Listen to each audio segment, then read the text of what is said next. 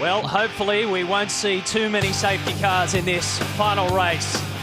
On the warm-up lap, putting some heat into the tyres. Let's check out our starting grid. Mark Skaife, Marcus Ambrose side by side. That'll be a good battle straight from the word go. Richards and Murphy positions 3 and 4. 5 and 6 are Tander and Paul Wheel. There is only one Ford Falcon VA in the top 10 of this starting grid for race 3. Jason Richards there in position 12 has made up quite a bit of ground since qualifying. Paul Radicic from 13. And Bradley Jones has crept up through the field a little bit, although he used his best tyres in race 2. This will be a tougher one for him. Max Wilson is still yet to put down an impressive performance in Shell Helix Racing, although he is consistently getting some points. It's just that the qualifying hasn't been coming this year like he did in his debut year. Positions 21 down to 24 show you that Craig Baird will start from the 24th spot on the grid. Rodney Forbes in position number 25. And look at Ingle down there in 27th. Jamie Whincup in 29th and Craig Lowndes down in 32nd. We'll get down to pit lane and check in with Daryl Beattie. Daryl? Jamie Whincup, quick update there. His car stopped due to a fuel resistor in that particular race before, and also he'd let the crew know only 20 minutes before this that it needed a clutch as well, so they've been very busy. And Lowndes will start from the back of the grid, having been penalised for the incident with Wills at the last corner late in race 2. Green flag, we're set for a start. Some of the race managers are in line with the start to make sure that their cars are right up as far as they can possibly go. Jeff Breck is one of them. Mark Skaife, it looked as though he stalled it a little bit, and watch him, they swamp him. They're all over him like a rash. Oh, Marcus Ambrose is shot by. Greg Murphy goes past. Skaife drops back to 3rd, and then it's Stephen Richards. So 2 out of 3 races here at Barbagallo, and Mark Skaife has got a sloppy start, and look at what it's done to him. From position 1 down to position 3 by turn 3. And to use his own terminology, Skaife has sat there and dug a hole for himself, went nowhere. So the car just bobbled at the start, and the 2 lead guys have bolted, and Craig Lowndes has gone off at the rear of the field at turn 4, right in the middle of the complex. That was an extraordinary start, as you mentioned. Dug a hole, Mark Skaife. He just sort of didn't go anywhere for a split second. And as you know, when you've got 32 cars on this grid, all fired up and ready to rumble, a split second can mean the difference between, in this case, position 1 and position 3 as they cross the control line for lap 1 of 42. Let's take you through the order. It is Marcus Ambrose, a standing lap 107.1. Greg Murphy, Mark Skaife, Stephen Richards, Paul Wheel, Todd Kelly, Rick Kelly, Garth Tander, Cameron McConville and John Bowe make up our top 10 on your Shell Helix race update. Excellent opening lap from Ambrose, nearly 0.7 of a second up on Greg Murphy in that first lap. Let's have a look what happened to Craig Lowndes here. Oh, he gets turned around. I think it was he and Paul Morris that made some contact there right near the back of the field. A little bit hard to know precisely what's unfolded there, but it doesn't appear as though there's any damage. On board with Skaife. Oh, she just bogs. Is that too much wheel spin, or did it bog? I think he's actually had to have another stab at the clutch to get it mobile. And there goes Greg Murphy, who has a better set of tyres available to him in this 3rd heat. Look at the margin, 1st to 2nd. Marcus just easing away a little from Murphy, Skaife. Richards with a little lock on the front right brake. Richo's got good rubber available in this one as well. He's been solid as a rock in the championship so far. Look at the battles back in the field. Cameron McConville coming at them. I think he's off to Kalgoorlie later this week. Some promo work. Cameron McConville actually is racing here as Mark Larkham just doesn't make turn 1. In the end, evasive action, ends up on the grass and spins it back. That was a weird one from Larkham. I was just going to tell you about Cameron McConville, who comes to this race not only, as you mentioned, Neil, with a whole stack of corporate activity going on around him, but he's got a very stiff and sore neck. It basically means that he can't look over his right shoulder. Anything to the left is fine, but over the right he's been having physio, and he damaged it again doing some cycling training throughout the week. Marcus Ambrose on lap 3 of 42 shoots out to the front. This is the incident involving Larkham. It's a touch there, and it was Craig Baird that made the contact, and round goes Mark. Now Ambrose on that last lap are 60 flat. Remember that the tyre sets that they've chosen to start this race by and large will be pretty scruffy, so nobody's got great pace, but although Marcus has got better than most, His is a 60 flat, and then Murphy was a 60.5. Scaife actually is 60.1. The pit window is now open. Everyone darts in for better rubber. This is Todd Kelly. Straight in. Window opens, lap 2. Closes the end of lap 29. Ellery is also in. A good one from HRT, a 7.7 seconder. And it's a bit of a logjam as Ellery goes side by side with Craig Lowndes. Marcus Ambrose stays out there for Stone Brothers Racing and is putting something of a gap on Greg Murphy. Lowndes came out in front of Ellery in that little pit lane skirmish. And one of the issues here as Murphy peels off is that Ambrose can't afford to get mixed up in any of these guys that are exiting pit lane on cold tyres. His last lap was a 60.7, so not good grip. Greg? The traffic here in pit lane is going to be an issue for Murphy as well. In fact, he's timed it. Stall. He's got to stall. He'll get out just in front of Bernard and Ingle. Did he stall, Greg? He stalled, Neil. Stalled. Okay, I couldn't figure out whether he was being held or whether he just stopped it, but he put the fire out, and he'll be filthy with himself about that. They were yelling at him to go, go, go, go, go, and there was obviously just a touch of hesitation. Now Russell Ingle comes in, up the other end of pit lane, Stone Brothers Racing. There's a bit of gravel somewhere in a butterfly or in the airbox that got away from the Stone Brothers crew as a possible result of yesterday's off in the sand trap. Not sure about that, but obviously it was enough for Rusty to end up down here in the kitty litter in that second race. And he's pretty disappointed because he had terrific car speed and a pretty solid position in the championship. At least the points, the way they're currently framed, don't kill you in the way that they did last year when you have one of those results. In terms of championship points, Neil, Marcus Ambrose, after race 2, has jumped up to 4th overall on the championship with 719 points. The championship points as it stands right now is this. I'll just give you the top 5. Jason Bright is still leading on 805. Stephen Richards on 784. Scaife is in 3rd. Ambrose is 4th. And Greg Murphy is now top 5. Goes down 1 position after race 2. Now, what Marcus can't do for too long is spend too long out there at not a handsome lap speed, because if anybody out there on better rubber starts to pick up better lap speed, then this could be costly. But the Stone Brothers are very good strategically. They know what's going on. Todd Kelly's the first man to go under 60 seconds at 59.46. And Marcus, as Neil mentioned, has been hovering around the 60 flat mark. We'll get an idea on this lap as he crosses the line yet again. And they're going to bring him in next time round. That was a 60.4 for Marcus Ambrose. PlayStation 2 race score shows you that Scaife, McConville, Radicic, Jones and Tratt are all still out there. But Scaife is coming into pit lane right now, and Daryl Beattie is waiting to check out this tyre stop. Scaife in, everything looks pretty good. These guys have had a pretty good stop in these last 1 and 2 races. The other interesting fact here, I was just watching Stone Brothers getting ready for Ambrose. Good stop by Scaife, getting ready for Ambrose. One of their air guns wasn't working, so they're frantically here changing and putting another air gun on, so everything was fine for Ambrose to come in. And one of the other issues about this race this afternoon is the temperature has definitely gone up relative to the race earlier in the day and yesterday afternoon's race. Some people were a little bit reluctant to want to stretch their second set of tyres too far. Greg?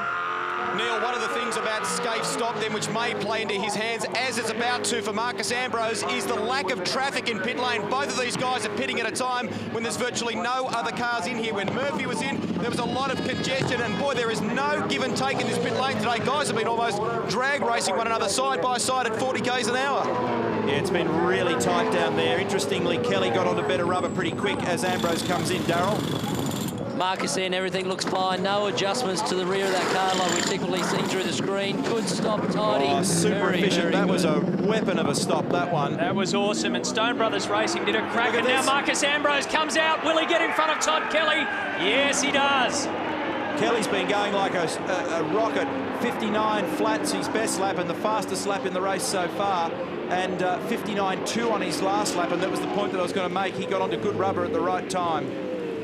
Marcus Ambrose should hold on to his race lead when it all shuffles down. The race score on the road. McConville is our leader. Radicic is in second. Wilson, Dumbrell, Baird, Morris, Forbes. Down to Ambrose with a pit stop next to his name in 8th. I want to know where Scaife is. That's the... Well, Scaife is 2 back. Scafie will be behind Greg Murphy. Yeah, I just can't sight. What I'm getting at is I just can't quite sight him at the moment. So it looked like Mark may have been a little bit slower actually getting away. The actual jump, there it is. So that's a big margin. And that's by virtue of the fact that I reckon that the Stone Brothers stop was very quick. And it just looked like there was some hesitancy in Mark's departure. And if you try for too much throttle angle sometimes when you launch the cars with the pit lane speed limiter on, they just cough and they sit there and hesitate a little bit. And that could have been perhaps costly for Mark Scaife. Great manoeuvre, though, from HRT to get Kelly back in the game. This is what's happened to Stephen Richards and John Bowe. Stephen Richards, by the way, is down in 12th position on the road. And a touch-up with John Bowe at turn 1. Now, this could be the clincher during the break. This just happened. Rodney Forbes this was actually for the lead of the race because Forbes had not stopped at that point, so it was for position, and it looked as though there's been contact there and the 0-0 car has gone off. Now, that's going to be a sticky one. And the 00 Motorsport crew quickly fired back to Rodney Forbes when he jumped on the radio. They're convinced, or they believe, that Marcus Ambrose should get a drive-through penalty. By the way, if you're wondering who's behind the green-eyed monster now, Rodney Forbes is now racing that 00 car as a result of a bit of a mix-up, or change, if you like, throughout the franchising rules. Greg Ritter will no longer be racing in that car. Rodney Forbes takes over the 00 car. See, sometimes in those instances, Matthew, you've got a situation where the net race leader, which is actually Marcus, you know, is coming up onto what could be lap traffic, and those sorts of things can unfold, but in this instance it's actually for position. So that's that'll be one that'll make the guys in race control sweat trying to figure out what the appropriate measures are there. But meanwhile, ignoring that for the moment, Ambrose has got good car speed.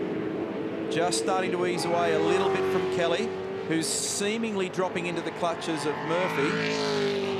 And Scaife just has fallen out of the game a little bit in that round of stops. And as you pointed out quite correctly, Stephen Richards did too, so they must have had a bad stop or been tripped over in traffic. Stephen is down in 11th after being right up there in amongst it in the opening laps. So Marcus Ambrose in perfectly crystal clear conditions. Then Todd Kelly, there's Murphy, and here is Scaife. A couple of seconds back. Mark Scaife, by the way, has never won here at Barbagallo in a V8 supercar, very similar to the last round we were at in Winton. He did win here in a Nissan back in 1991, and in fact that was his maiden championship win. Since then, of course, boy, has he racked up the numbers. Second all-time for round wins, 34 career, just 3 behind the great Peter Brock. Greg Rust. Just been talking with Paul Taylor from Avesco down here in pit lane. There has been some communiques with race control about the incident between Rodney Forbes and Marcus Ambrose. No action at this stage, so we'll have to wait and see whether it's going to be a post-race situation where they look at it, or whether a future penalty may be issued during this race. Keep you posted.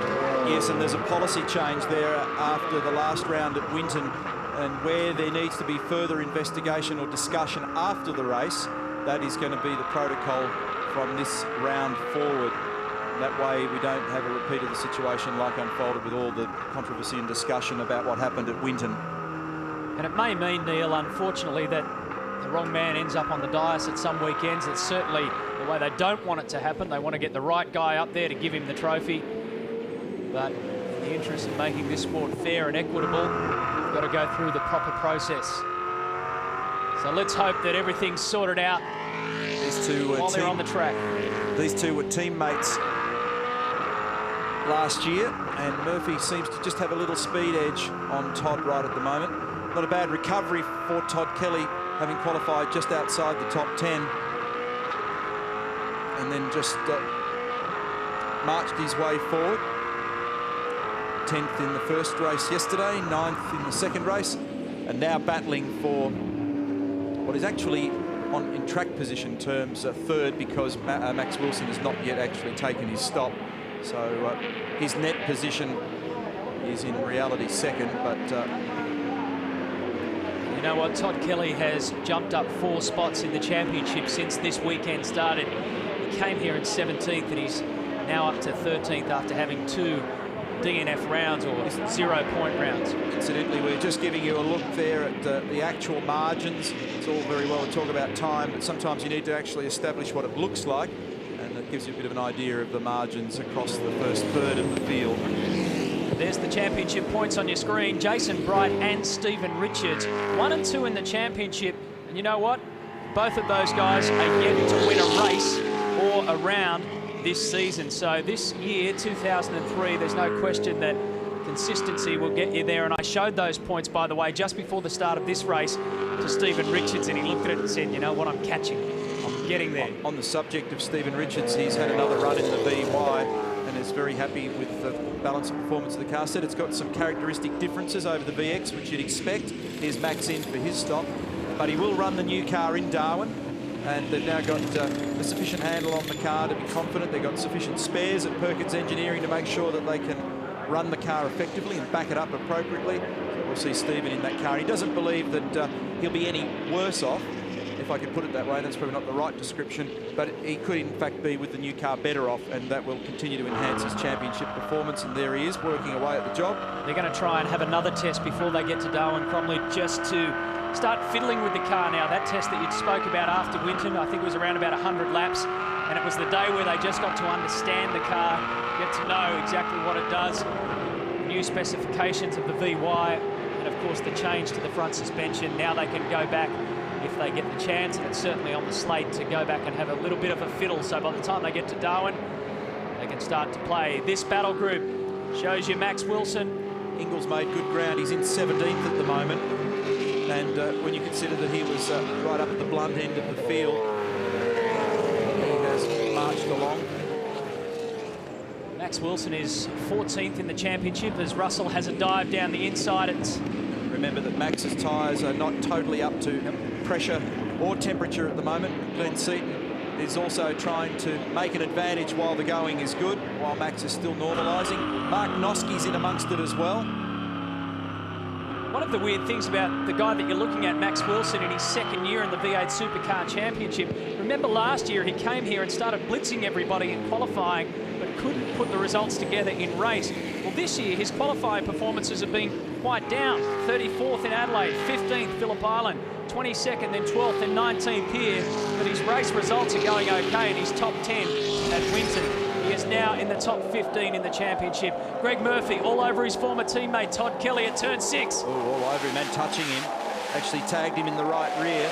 He realised that that trajectory that the HRT car was on was closing down on him. You could see that he tried to actually get out of the hole, but there was still a light touch. And I'm pretty sure it was over the back of the circuit. I think it might have been Rodney Forbes, because the lead guys had gone through on Rodney. And Rodney's turned the car around at turn 4 and had nowhere to go but to collect the side escape. Look at that. And that's why there's a big hole drilled in the side of the #1 HRT car. Well, he started to sort of disappear off the timesheets a little bit throughout that lap, and then we had to go pretty much reverse around the 2.4 kilometre circuit and find out why. And that was a fairly graphic illustration. Just after that happened, by the way, I can tell you the Holden Racing team were barking straight down the line to their team boss, telling him, let's just keep the points. It's all about points. So Ambrose is first, Kelly is second, Murphy is third, Scaife fourth. He's 6 seconds back. Now it's all about points, and there's the damage to the green-eyed monster. Rodney Forbes has been tangled up in a few incidents today. This one, 2 wheels for Stephen Richards. And that's as Rodney's trying to get back off that. Richards has got some sort of an issue with that car at the moment, and I think there could be some temperature worries with it. He's just back in about position 11. There's been some speculation that he may or may not have to come in, but gee, that's a lot of damage on the left rear of that car. V8supercar.com.au is your official supercar website. All the latest news is Team Better Electricals. Dean Canto does a bit of grass work. Whoa, that's the last corner just at the pit lane entry, so it's going to bring a fair bit of garbage back onto the road. Yeah, look how much he scooped up, and he wasn't really in the in the dirt that much. Watch it all just come shows out. how much. Look at it. Leans on the brakes and it spurts out the front. Daryl Beattie in pit lane. Yeah, I just spoke to Jeff Grett to get an update on the Scaife incident with Forbes. He said, obviously he spun in front of him. He said it has damaged the front left guard on Mark's car. Watching him come into turn 1 here now on the outside. Neil, you can see that tyre rubbing on the guard, so they've just got their fingers crossed to get the points. Yeah, Mark, for some reason, just hasn't quite recovered from that set of, or that pit stop, and he's been on average about 0.2 slower per lap before the incident. So he really isn't any worse off at the moment. It's a question of whether or not Rick Kelly can actually close down on him, but it's something we need to watch just in case the car will degrade with the damage on the left-hand side. And the 0-0 car's been brought in to remove the rear bumper, which was dangling dangerously. And it's just a plastic or a nylon material, so they've just torn it away, and out the car goes again. Here's the battle for second and third. They're rounding up Canto. You can see there on the last 4 laps, the time difference. The red box shows that Todd Kelly has been roughly 1/10 of a second outside the time of the man in front of him, Marcus Ambrose. For those last 4 laps, our statisticians here have been crunching a few numbers. In terms of the championship, if Jason Bright finishes where he currently is, which is 7th, and Stephen Richards finishes where he is, which is 11th, Richards will lead this round with the championship lead by 1 point. Daryl Beattie. Just a quick update with the Castrol team. Dumbrell's car at the moment, gearbox temperature is climbing lap by lap, so they're just monitoring that at the moment. Okay, so it may have been mixed communication then. It may not have been Richards that was having the problem. It may have been Dumbrell, but Paul Dumbrell's had quite a few problems here since he turned up. This is his first championship start at Wanneroo. Here's a pretty good battle. Car 50 is Bright. Jason Richards in 45. On the inside of Tander in 34. So Jason Richards will move up to 8th position, Tander down to 9th. That's the battle group we're going to focus on. The end of the top 10. Jason Bright is the defending Wanneroo champion, but made it quite clear, like a lot of these guys, that this has been his bogey track until he got here last year. gee, none of these guys have got any pace, Matthew. There's a bunch of them from position 9 onwards that are all into the mid-61s now. So higher temperature and worn tyres equals slow race cars. Murphy versus Scaife, which is 3rd versus 4th. Over the last 4 laps, well, Mark Scaife had quicker times in 3 of them. And that last lap from Garth Tander was a 1:02, but of course he did get filled up by traffic. And another dice with Jason Richards. He's got his position back, and now he's going to hold on to it. Could get crisscrossed here, though, if a better electrical car can get up the inside. And I think Paul may have been able to do it, because by braking shallow on the approach to turn 7, Jason then makes his exit slower, and in fact he has dropped the position. So the track temp's up now to 25, the air temp's 21. Whoa, look at the Brightmobile all crossed up at turn 3. And in fact he's a little bit slow into 4. And Garth is there trying to nail him. This, as we said earlier in the day, has been the toughest round so far for Jason. His car clearly a little bit uncomfortable around this lower grip track, and now Garth gets up the inside pretty easily and makes that move stick quite effectively. No paint swapped, and he'll skip away a little bit now. That'll put Garth Tander up into position 7 as a result of rounding up Jason Bright. Tander, of course, born here in WA, returns to the Barbagallo circuit for the 6th time. His best was a podium finish in 2000. Good intense motor racing here in this group. Ooh, and Garth just got the backs chirping a little bit. In fact, he's had to grab the brake again because he got a little bit out of shape. And Bright buys in here, but he's going to be in an awkward position as they head up to 2, 3, 4. Oh, serious stuff. Boys getting grease nipples on their elbows, cars sliding all over the place. Slow down a little bit, just try and get the tyres back, mate. It's just going to go down, but downhill now. That's Team Brock talking to Jason Bright. Now, Bright pulls across to the left. That allows Paul Radicic through. Jason Richards will also go through. Stephen Richards. Touch between Richards and Bright. This is the back straight. Just up to 250 clicks. Briefly visit 6th gear. Terrific braking into that last corner. The cars side by side. McConville in there as well. Looking for a run down the inside into turn 1. Bow, the watching brief. Dumbrell's off on the outfield at turn 6. And that could well be a safety car. It's in an awkward spot and it's pretty close to the edge of the track and he won't be able to move it. With 10 laps to go, 10 full laps. Makes you wonder if that car's in a precarious position. I can see a couple of the sport cars racing across. The safety car is waiting to pick up the leader, we understand. So looks as though we're going to bunch up again. Yes, the safety car will be deployed as a result of that man, Paul Dumbrell, the 20-year-old Victorian in his first full-time V8 Supercar Championship drive. Greg Murphy is third, but there's something wrong with that picture, and I'll tell you what it is. Mark Scaife is not part of the top 4. He's not part of the top 5, the top 10, or anything thereabouts, and this is the reason why he has come in with a flat tyre. No doubt as a result of the contact and the guard rubbing on that tyre. The contact at turn 4 with Rodney Forbes. And just got the knockometer on the job there to just drag the front left guard off and replace the wheel and send him back out. But the heads are pretty low at HRT. And that's a disappointing outcome for them. Darryl? Jeff, obviously, Mark's found that flat tyre during that pace car, but obviously from an incident earlier. Yeah, I know that Forbes spun in front of him, and he, you know, Mark had nowhere to go, and a bloke can't even spin properly, never alone do anything else. So, you know, he hit the guard, and obviously it punctured the tyre. So, just got to press on, I guess. There was an incident earlier as well with Forbes and Ambrose. Yeah, I know. I mean, I don't want to comment on that one, but because you know, it didn't involve us, but. You know, some blokes can spoil good racing. Thanks, Jeff. Cheers. That is effectively game over for Mark Scaife. It was nearly game over for Paul Wheel at turn 1 there a minute ago too, because he went in there all crossed up and was well out of shape.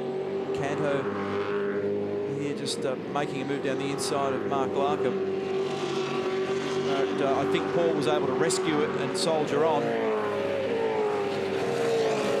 Mark Scaife, as he came down the back straight and identified that flat tyre, said to Jeff Grech and the boys, when is this luck going to stop? As in bad luck. There were a few more words added to that, which I'll let you make up your own minds about. In terms of overall round finishes, Marcus Ambrose at the moment is steering towards yet another round victory, and Todd Kelly steering towards a podium finish. He should end up in third if everything stays as is, and by doing that, you'll kind of save HRT's bacon, because they've not had a driver on the podium for the last 3 rounds. If they didn't get one here in the top 3, it would have been the first time for 10 years they've gone 4 rounds without a top 3 finish. Let's get down to Greg Rust. Matty, super impressed with the effort of Paul Radicic in this particular race. The 2-time winner of the Touring Car World Cup saved his best set of rubber for this race. I've just been down to the Briggs Motorsport team, spoken to John McLean. That's the reason why the Rad has been able to climb to 6th place at the moment. A stunning performance, and he is consistently the quiet achiever so far in 2003. A couple of other quick issues for you. The track temperature has gone up 1 degree, and no movement yet as far as the officials are concerned on that incident between Ambrose and Forbes. You know what about Radicic, Rusty? Every round throughout this year, he has finished much better. Big one from David Bernard. Just going to say that Radicic has finished much better than his qualifying performance. He could be far enough around that this doesn't actually produce a... Stephen Ellery. Upside down. What is going on? Well, that's at the end of turn 7 rather. Is there something on the road down there, I wonder? Maybe so. Or is that turn 1? No, that's turn 1. That is down the end of the main straight. And Stephen Ellery, watch this, coming down the main straight here on the right-hand side of your screen, locks it up really, really early. and backs it into the dirt. Now watch this. Flip it over.